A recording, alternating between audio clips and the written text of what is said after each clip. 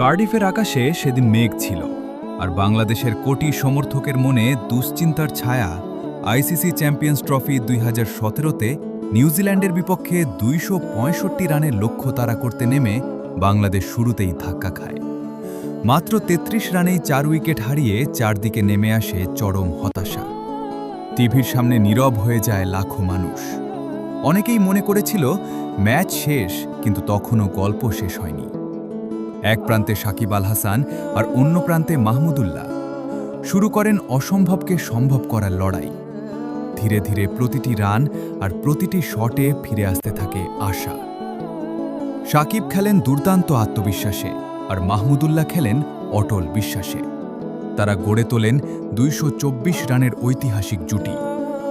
New Zealand হতবাক হয়ে দেখে ম্যাচ হাত থেকে বেরিয়ে যাচ্ছে। সাকিব পূর্ণ করেন সেঞ্চুরি, তারপর মাহমুদুল্লাহও পৌঁছে যান শতকে। আনন্দে কেঁদে ওঠে কোটি সমর্থক। শেষ পর্যন্ত আসে সেই মুহূর্ত যখন বাংলাদেশ অবিশ্বাস্যভাবে জয় নিশ্চিত করে। রাস্তায় নেমে আসে উল্লাস, উড়তে থাকে লাল সবুজের পতাকা। 33 রানে 4 উইকেট থেকে এই জয় শুধু একটি ম্যাচ নয়, এটি বিশ্বাস, সাহস আর বাংলাদেশের অমর গল্প।